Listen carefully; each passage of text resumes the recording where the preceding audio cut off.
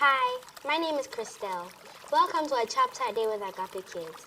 Today I'll be reading from Genesis chapter 8. But God showed concern for Noah. He also showed concern for all the wild animals and livestock that were with Noah in the ark. So God sent a wind to sweep over the earth, and the waters began to go down. The springs at the bottom of the ocean had been closed. The windows of the sky had also been closed, and the rain had stopped falling from the sky. The water on earth continued to go down. At the end of the 150 days, the water had gone down. On the 17th day of the 7th month, the ark came to rest on the mountains of Ararat. The waters continued to go down until the 10th month. On the first day of that month, the tops of the mountains could be seen. After 40 days, Noah opened a window he had made in the ark. He sent out a raven. It kept flying back and forth until the water on the earth had dried up. Then Noah sent out a dove.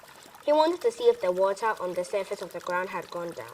But the dove couldn't find any place to rest. Water still covered the whole surface of the earth. So the dove returned to Noah in the ark.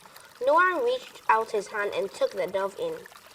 He brought it back to himself in the ark. He waited 7 more days. Then he sent out the dove again from the ark. In the evening, the dove returned to him. There in its beak was a freshly picked olive leaf. So Noah knew that the water on the earth had gone down. He waited 7 more days. Then he sent out the dove again.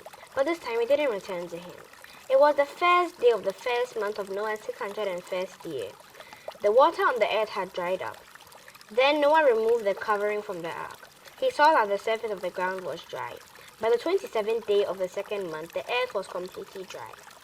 Then God said to Noah, "Come out of the ark. Bring your wife and your sons and their wives with you. Bring out every kind of living thing that is with you. Bring the birds, the animals, and all the creatures that move along the ground.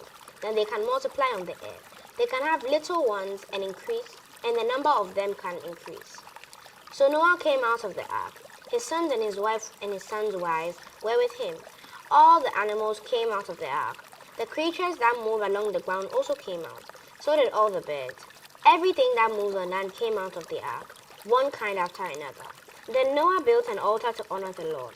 He took some of the clean animals and birds. He sacrificed them on the altar as burnt offerings.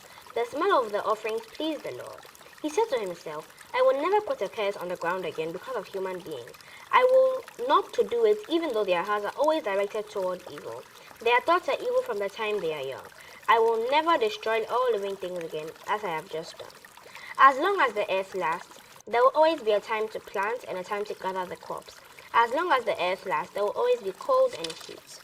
There will always be summer and winter, day and night. We wrapped up the story of Noah in today's reading. God was faithful to Noah, his family, and all the animals. God is still faithful today. He can always be trusted.